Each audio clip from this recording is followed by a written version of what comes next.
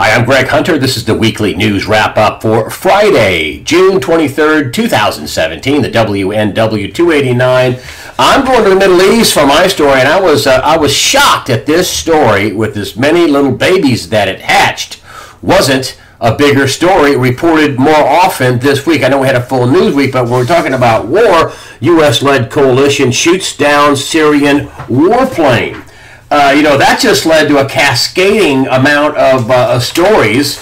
Here's another one. Russia slams U.S. downing of Syrian jet as act of aggression and support for terrorists. This is more of that, the Free Syrian Army. Where are they? I mean, isn't that ISIS and Al-Qaeda? I don't know. And then we have, again, Russia halts cooperation with U.S. and Syria will intercept any aircraft in Russian areas of operation. Does that mean that with their missile defense system, they'll intercept them with a missile? And then back and forth, here we go again. This is in USA Today. U.S. fighter jet downs Syrian drone. And if you take a look at what was going on in other areas, the U.S. were planes were flying close and really close, dangerously close to Russian planes, and vice versa. Russia was flying dangerously close to U.S. planes in other parts of the world. So the escalation just mounted this week.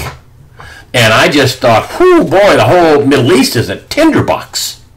And then you have, and this is something that Warren Pollack predicted. He said, Israel and Saudi Arabia were closer together. Really? And sure enough, they did. Here we have Israel. They had a big shakeup over there in the royal family.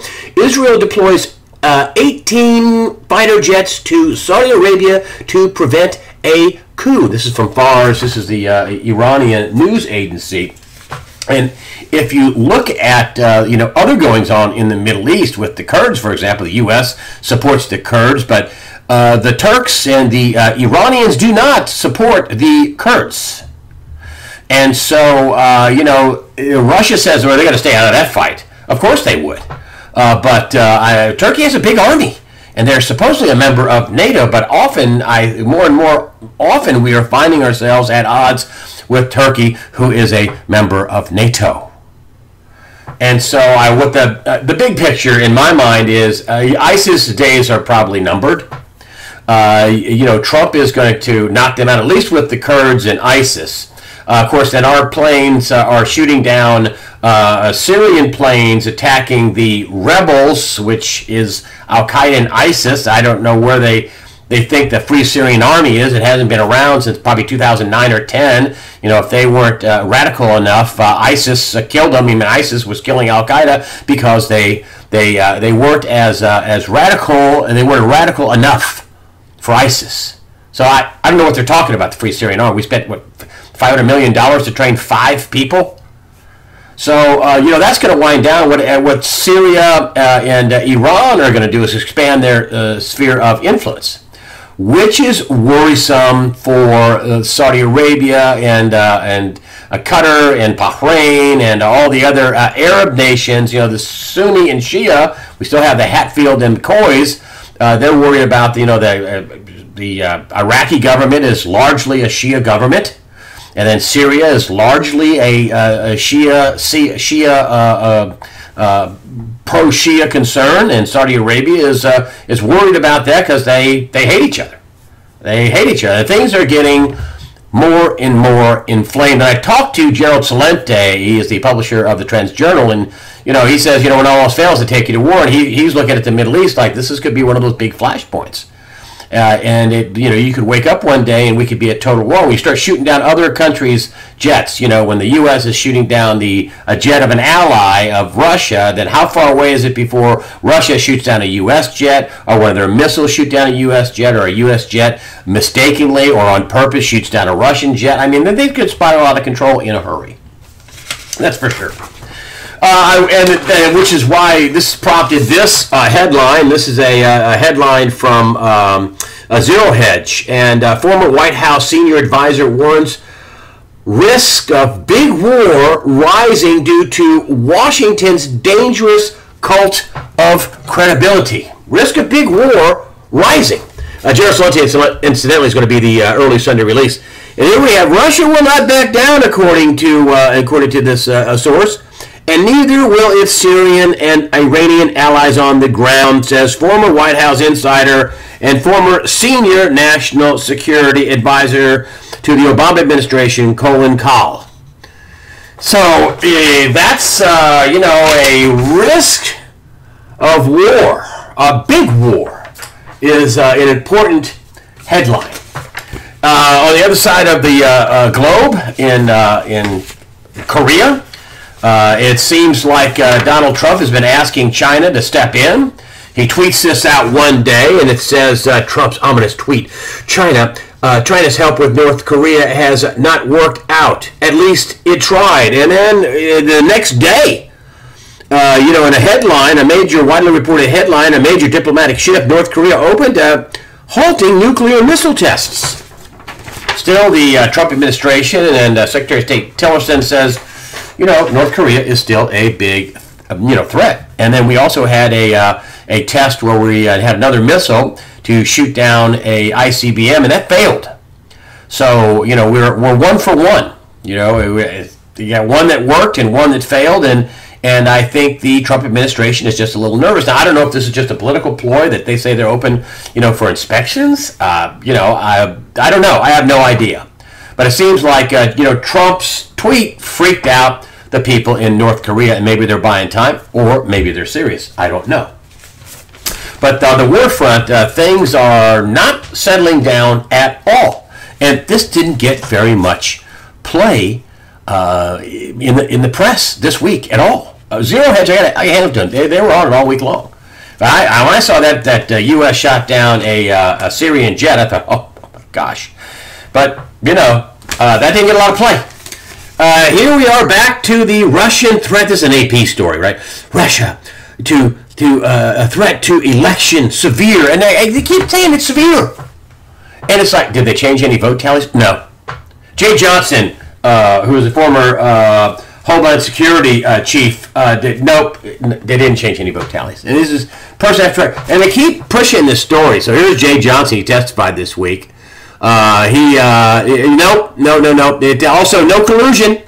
And then here we have again, officials tell congressional intelligence panels not to shortchange its efforts to undermine voting. Tells congressional intelligence panels not to shortchange its efforts to undermine voting. And all they have to say is they didn't change a single vote. All they had to say is that they released negative information about Hillary Clinton, and they will never tell you what was the threat. Then what was the threat? And here we had Trey Gowdy, and I've been harping about this. So this is a huge national security boondoggle, right? I mean, this is a huge problem. A strike at the heart of our democracy. The Russians meddling in our elections, right? And we have a real victim, the Democratic National Committee, the DNC, and their servers. And Jay Johnson came out and he was telling Congress that he was not happy that they didn't get access to the servers. Not pleased was what he said.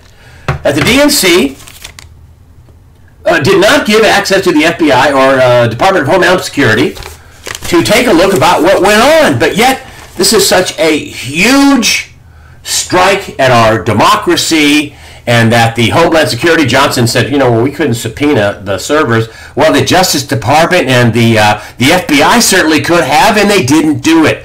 The DNC told the FBI and the Justice Department, go sit on a short stone, go pound sand, get away from us, or we'll have a third party do this. A third party. Yeah, we're not going to have the FBI do it. No.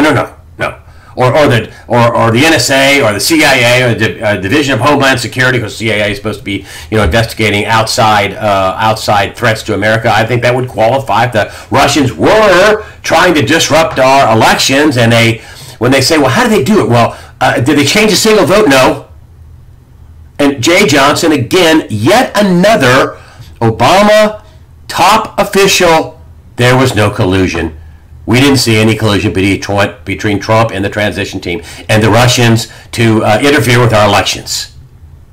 But when they came to the point where we have an actual victim, supposedly the DNC, And when top national security sources can go in and figure out what went wrong, the FBI, the Justice Department, the Division of Homeland Security, the DNC says, nope, you can't see our servers. Now we'll have a third party look at them and tell you that the Russians did it. Unbelievable. Really unbelievable. And I've been telling you all along that this is not a story about Russian hacking. This is about an outgoing administration and the president using all of his resources at the FBI and the intel agencies to try to shame, try to boondoggle, try to destroy, try to get in prison, try to make fail an incoming administration.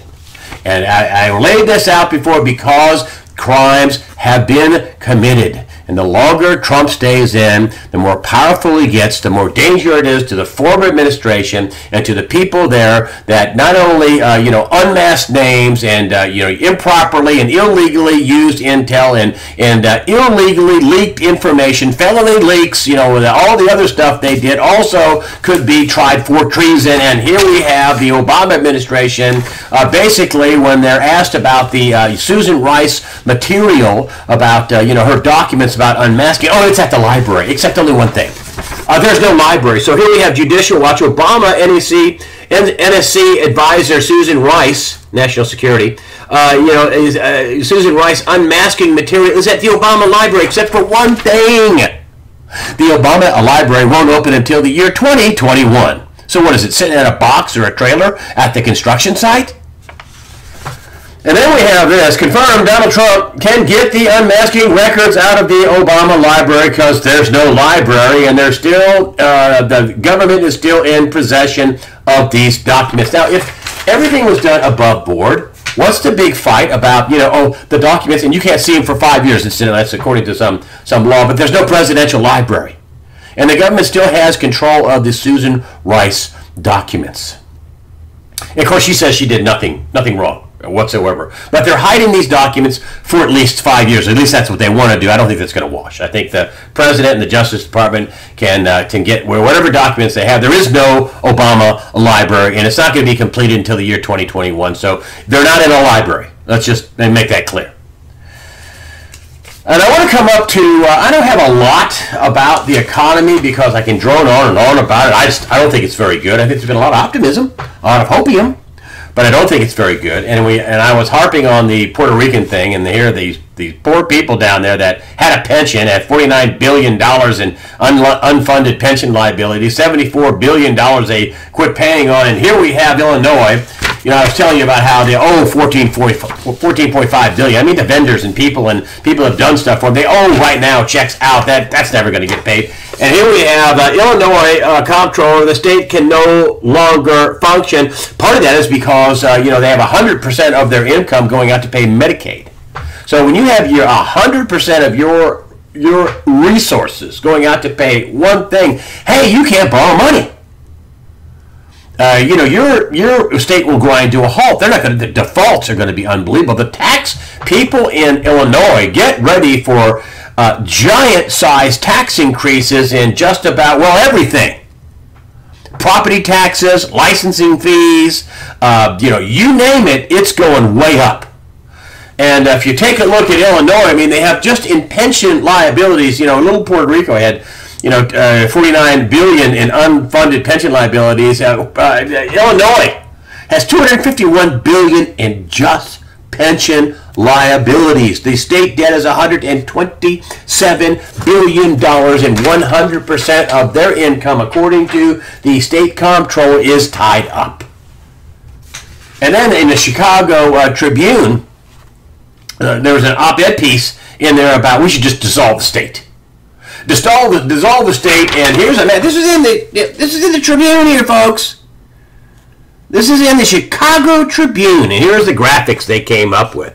That they would just take Illinois and give part of it to Indiana, and part of it to Missouri would sweep over across the Mississippi, and part of it would go to Kentucky, and part of it would go to Iowa, and part of it would go to Wisconsin, and it just wouldn't be Illinois anymore. We'd just take one of the flags off the take one of the stars off the flag. Whoops. There we go. We just take one of the stars off the flag. That's how that would go. Actually, back to Kevin. Can you imagine Illinois just being cut up? But who would want Chicago? I mean, the murder capital of the country. Who would want Chicago? Who would want all the problems that Illinois has? I mean, they can't fix roads. They can't pay their creditors. The Powerball told them you can't be in Powerball anymore. You're not solvent. You got to be kidding me. And folks, this is what happens when you run out of other people's money. And this isn't the only state that's going to be announcing big financial problems in the future. It's the blue states pretty much are the, thank you very much for your vote. We're going to give you some more free stuff. And, you know, this is what happens when you can't tax people any more money. Although Illinois, they're going to raise taxes like crazy, folks. They're going to. If you live in Illinois, run, Forrest, run. But a lot of people there with farms and houses and property and you know, family traditions and either that or you got to get the weasels that did this to you, which is mostly a Democrat state. You got to get rid of them. You just got to get rid of them. They're not there for you. And if they were, they would run the state fiscally conservative. They'd run it so people, maybe they don't get as much of a pension, but they get it all. You know, maybe they don't get all the health care they'd like to, but they get it all. I mean, you can't give everything to everybody and buy votes and we stay in power by buying votes, and that's what they did. And I feel sorry for the people, and you know, in some ways who have a pension there. And then I also say, hey, you should read an actuarial. You know, there's no way you're going to get this money, $251 billion in a state that's using all their money to pay Medicaid. Hey, you're done. They can't even sell Powerball tickets. And then I want to talk to you about how the yield curve is flattening. Danielle DiMartino Booth brought that up. You know, she wrote the book Fed Up, and she says, you know, the yield curve is flattening. Wow, sounds just like Gregory Mannarino. And he says, you know, the yield curve, I mean, when you say that, you see there's no upward curve to the yield, you know, like the 10 years at 2.1 something percent and the 30 years at 2.7 something. I mean, there's like 60, 70 basis points between 10-year money and 30-year money. Well, if you take that loan out to 30 years, you can get another 0.6%. Sound like a deal to you?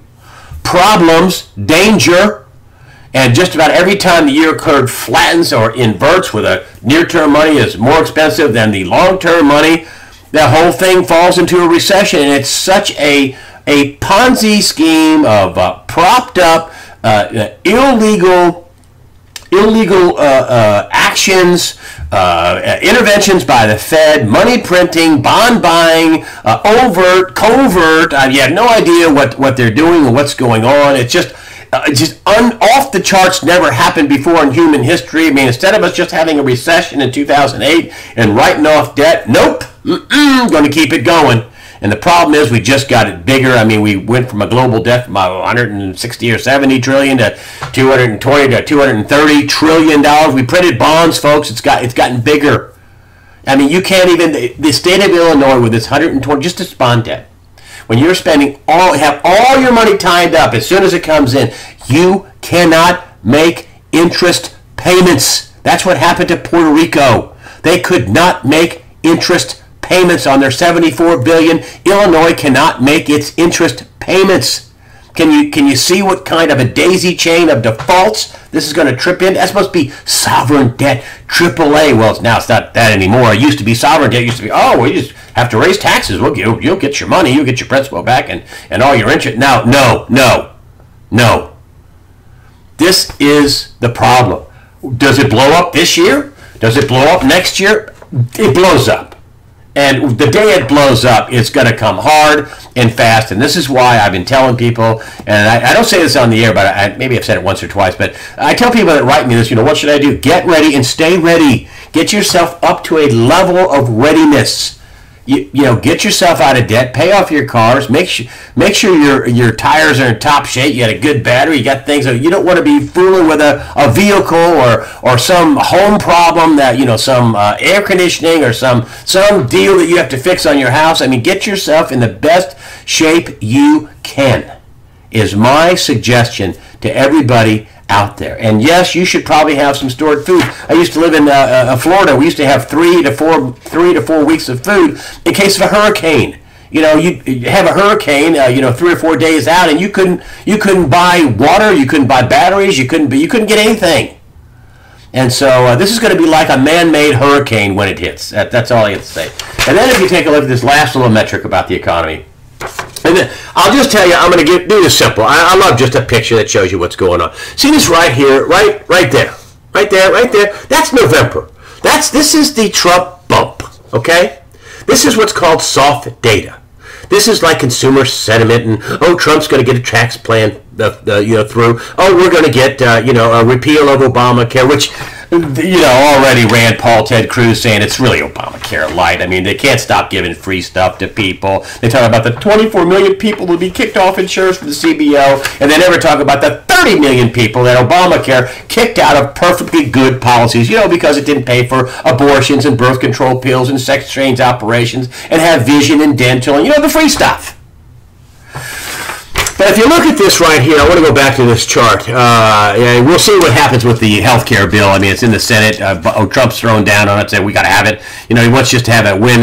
And I don't know. It really needs to cut health care premiums. I have the funny feeling it's not going to happen. It just, you keep giving free stuff to people. Somebody has to pay for it. And the taxpayers that are paying are going to pay for it. I mean, you might get $100 off. And my premiums have gone up 120 to 30%. They should just really offer, plans like, okay, here's what you're mandated to have. Here's a plan we're going to sell you. Just a catastrophic plan. You got a $5,000 deductible, and if you get cancer or get in a car wreck, boom, no vision, no dental, no prenatal care, no birth control pills, no sex change operations, no abortions, no, none of that. No. You just have coverage if you really, really need it. But anyway, let me go back to this chart. So if you look at this, the Trump bump, bing, right here, that's the soft data. And the soft data is consumer sentiment. And, we're going to have a new widget. Or, Trump's going to have a budget plan. He may bring $3 trillion. It may happen. Okay. We're better off for Donald Trump than Hillary Clinton. But here's the hard data. Okay. This is the hard data. Now, the soft data, if it was going to go up and, hopium kept increasing, maybe you might be able to pull this line up. But here's the soft data, boom, is falling off a cliff. And then the hard data has been boom, coming down. The hard data never really spiked up with the soft data. It just kind of mumbled and bumbled, and both are turning down right now. Both are turning down, and I mean turning down, the hard data is turning down hard. And so is the soft data. So is the hopium is turning to opium or So that's where the economy is, folks. That's where it is. And can you imagine some bank failure, or if Illinois actually did dissolve? I don't know if that's dissolving. I don't know if they're actually going to dissolve the state. I don't know if it was tongue in cheek. It was an op-ed piece. They can't pay their bills. That's for sure. They're broke. They're insolvent. They're insolvent. And there's going to be many other states that are going to turn insolvent.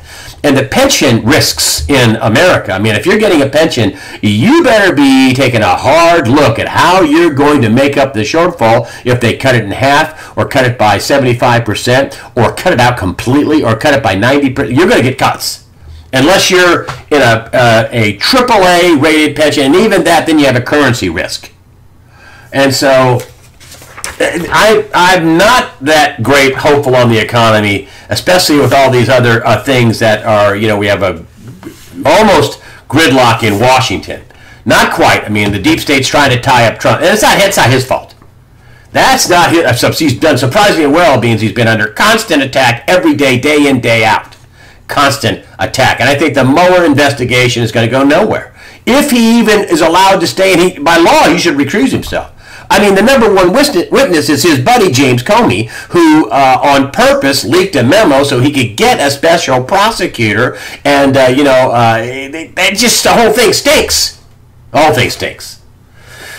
And as I said, Jay Johnson today, no collusion with the Russians. So, and then here's another thing about Donald Trump. He said, 3 to 5 million people illegally voted in the election. And I thought, yeah. And here's a headline now. This is from the Washington Times, which is a good source. Study supports Trump. 5.7 million non-citizens may have cast illegal votes. And if you take a look here, here's a couple little bullet points I brought in for you. As many as 5.7 million non-citizens may have voted in the 2008 election, which put Barack Obama in the White House.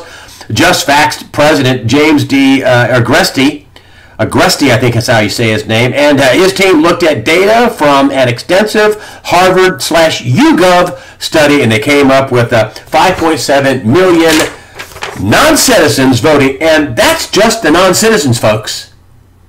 That doesn't count what happened in places like Detroit, where, Jill Stein demanded a recount, and we found out that, almost 400 precincts, you couldn't even count the votes. You had ballot box stuffing. You had way more votes, like 6 times more votes in some cases than you had registered voters. I mean, massive voter fraud, massive. And add that to the 5.7 million, and of course Donald Trump says he would have won the popular vote if they wouldn't have had all the voter fraud.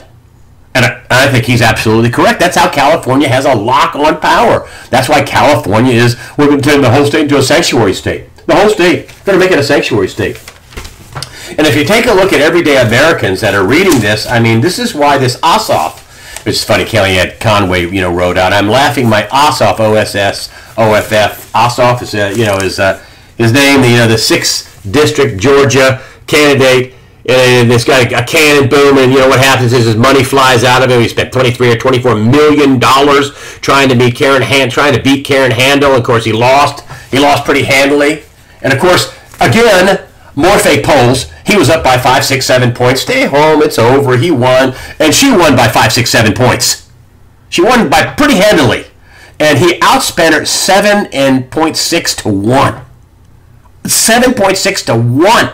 And he lost by a pretty handy margin. This is supposed to be a referendum on Donald Trump. It was. He's more powerful than ever. And if you look at USA Today, I mean, here's the next day USA Today. Now, this is the most expensive House race in history. This is where the Democrats were going to stand their ground and turn it around. And here we have the USA Today. They couldn't even stay up to make the proper headline, which is, Ossoff lost and Handel won the 6th District. First female House candidate to win in the House of Representatives from Georgia.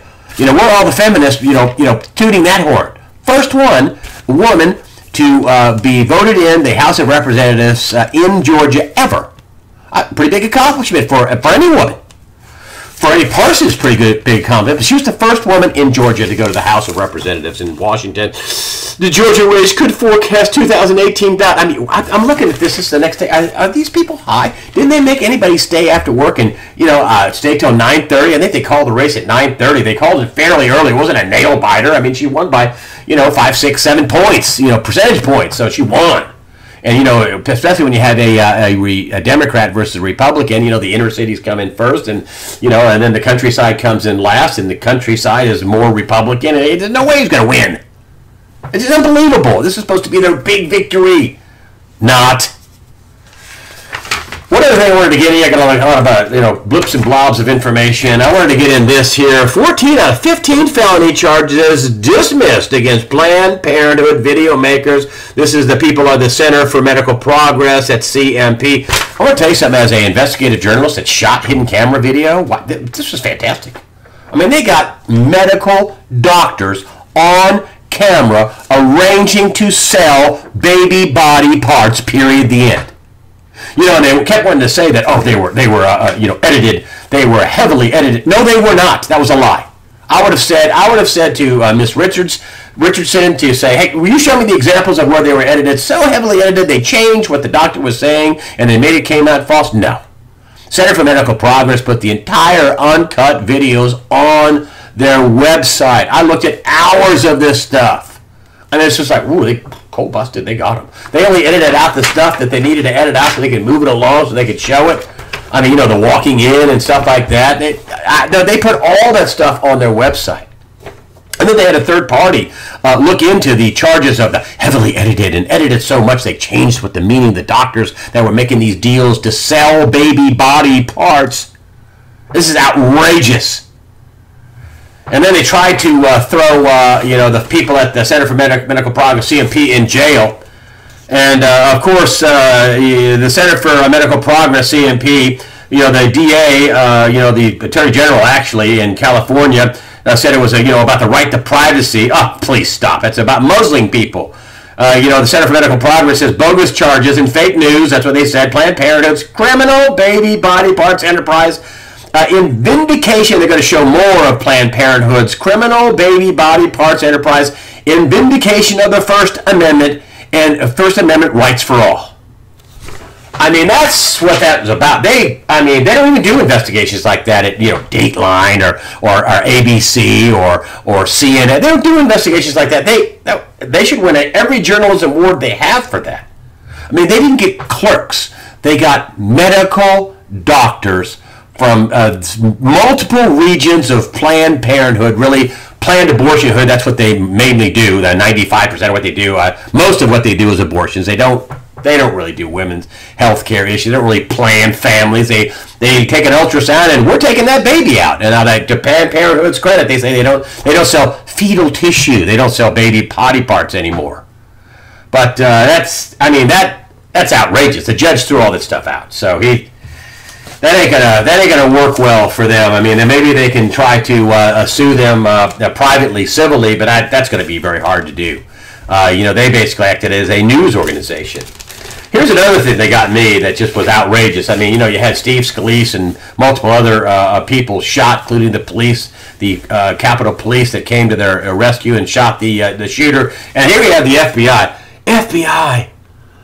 Portrait shows, Virginia shooter had anger management problem. They didn't really know why. They don't really know. They don't know. The portrait shows Virginia shooter had anger management problems, and they don't really know much after that. They don't really know that his motivation. He was a political assassin. He had the names of congressmen there at the baseball game, and he was going to take him out. That was his motivation. He hates Donald Trump and he hates Republicans. But the FBI, we don't really know what the motivation was. Come on, stop. Something else I wanted to bring up is about this climate change, which Donald Trump should have gotten us out of that Paris Accord. It was absolutely ridiculous. I mean, they say this is of utmost priority. This is of utmost importance. The whole planet is just disintegrating in front of our eyes. We need to do something now. But not with China and India that has 2.7 billion people. They can keep polluting and increase pollution until the year 2030. Which tells me the whole thing's a scam to milk countries like the United States and destroy the United States and milk the European Union and destroy their economy so we can have one world government. There, I said it. The whole thing's a scam. And but yet you have states like 9 states actually altogether, including California and New York. And there's a piece out written about this, about the treasonous succession of climate confederacy states. Treasonous succession of climate confederacy states. And look right here, I mean, this is what the main point of the story is. The Constitution is very clear about this. No state shall enter into any treaty. Now imagine this. Now this is treasonous. Now why is this treasonous? So you're going to have California enter into an agreement to go after the rest of the 49 states with California and China against the United States. That's treason. Jerry Brown signs a treaty, a bill, an agreement like that with China. Donald Trump should send the Secret Service or the U.S. Marshals right into his office and handcuff him and charge him with treason. And same thing with Governor Cuomo in New York, who also, and any other governor that signs a treaty against, with a foreign power against the rest of the United States of America. That's outrageous. That's treason. I put it on the website. You should read the whole thing under the, news from around the web stories. You should read it. It's absolutely a great story, well written. And one of the last things I wanted to tell you about was something I picked, back in 2016. I think I did it before. Pretty sure I did it before Cliff High. And I said, the layoffs with the mainstream media are going to be stunning. You can't commit propaganda. You cannot lie and then omit and lie. It's another lie by omission. You cannot try to hoodwink the public and expect to have great ratings when you're lying and omitting and committing propaganda. They're not going to know why it sucks, but they're going to know it's no good. I used to tell people all the time when I did TV stories, as if, people don't really understand whether, you had foreground treatment or the black level was perfect and the focus was just right and, the editing was fabulous and the storytelling was just crisp and all. They just know what's good and what's bad. That's what they know. And you can't, and propaganda is bad and people understand it. That's why you're hearing back all these congressmen and senators, especially even in blue states, saying that they don't care about the Russian collusion because it's propaganda. It's not real. They're trying to destroy, they're trying to commit a soft coup against a duly elected sitting president. Period, the end. And that's the big story of our era. A former president and his administration trying to destroy an outgoing president, trying to destroy and undermine and try to throw in jail the incoming president and his administration. It's outrageous. And this is why, and this came out about a week ago, I'm surprised I missed this, labor cuts at liberal media outfits, hundreds being let go. And some of the outlets mentioned New York Times, NBC, NBC just hired Megyn Kelly for what, $25 million? That's going to be a huge dud unless you can turn it around. New York Times, NBC, Time, Condé Nast, Newsweek, Huffington Post, and in the article it said others. Folks, you can't do that. You can't commit propaganda. When I worked at CNN, in my world, I did not commit propaganda, and they would fire me for suggesting it or doing it. It would not happen as a reporter. I'm sorry to say that's not the way it is now at most of the mainstream media. It's just not that way. Thank you very much for supporting USA Watchdog with your comments and your donations. That really helps us out. And remember, fear not. Prepare yourself mentally, physically, above all, spiritually. Fear not. God the Father and His Son, Jesus Christ, are firmly in charge.